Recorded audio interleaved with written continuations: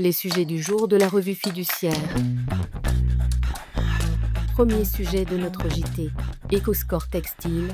Une nouvelle étiquette pour mesurer le coût environnemental des vêtements.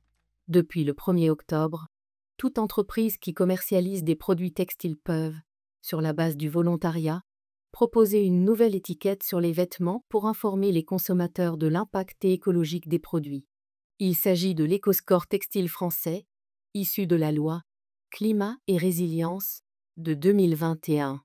Sont concernées par ce dispositif toutes les entreprises, françaises ou étrangères, qui fabriquent, importent ou mettent sur le marché des produits textiles en France et souhaitent calculer le coût environnemental de leurs articles. L'étiquette permet de comparer les vêtements neufs entre eux, en fonction de leur coût environnemental. Ce coût est calculé en nombre de points d'impact.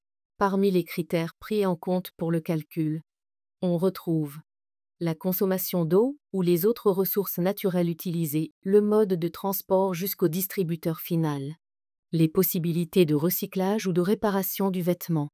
Pour effectuer ce calcul, le gouvernement a mis en place un simulateur gratuit appelé EcoBalise. Une fois le score obtenu, il doit être accessible au moment de l'achat, que ce soit sur un support physique ou dématérialisé. Ce score ne peut être mis à jour qu'une fois tous les 3 mois. À noter que toute personne morale ou physique qui communique déjà volontairement sur un score relatif à un ou plusieurs impacts environnementaux d'un produit textile doit obligatoirement communiquer sur le coût environnemental. Ce score ne pouvant pas être contradictoire ou prêter à confusion par rapport au coût environnemental.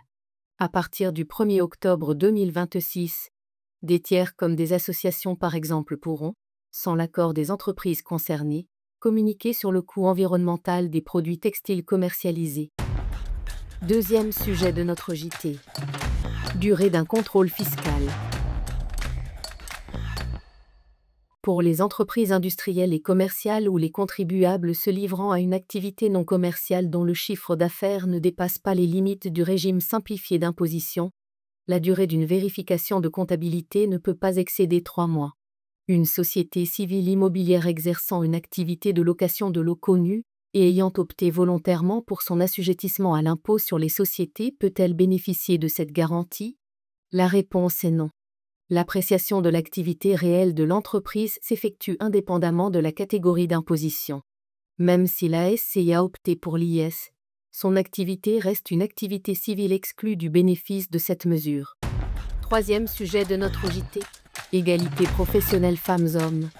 Plan d'action des entreprises d'au moins 50 salariés.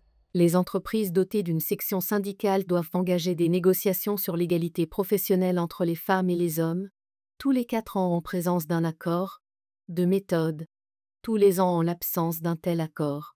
En l'absence d'accord, l'employeur doit établir un plan d'action annuel destiné à assurer l'égalité professionnelle entre les femmes et les hommes. Les entreprises d'au moins 50 salariés qui ne sont couvertes ni par un accord collectif, ni par un plan d'action, s'exposent à une pénalité financière fixée par le DRIT. Une société de plus de 50 salariés qui n'avait ni conclu d'accord, ni établi de plan d'action sur l'égalité professionnelle entre les femmes et les hommes, a été mise en demeure par l'inspection du travail de remédier à cette situation. Elle a alors déposé plusieurs plans d'action. L'administration estimant que les mesures ne permettaient pas à l'entreprise de remplir son obligation, lui avait infligé une pénalité financière. La société a alors saisi la juridiction administrative d'une demande d'annulation de cette décision. Ne disposant d'aucune section syndicale, elle ne s'estimait pas soumise à l'obligation de négocier un accord collectif et d'adopter un plan d'action, faute d'obtenir un tel accord. Mais le Conseil d'État a précisé qu'en l'absence de plan d'action, la pénalité s'applique aux entreprises d'au moins 50 salariés dépourvues de section syndicale qui rendraient obligatoire la négociation d'un accord. Il a aussi indiqué que l'employeur peut échapper à la pénalité si l'accord ou le plan d'action comporte les mesures prévues par les textes, ce que l'administration contrôle. Si la décision du Conseil d'État a été rendue dans le cadre des dispositions issues de la loi 2015-994 du 17 août 2015. Loi, Rebsamen, la solution adoptée paraît transposable dans le cadre juridique actuel.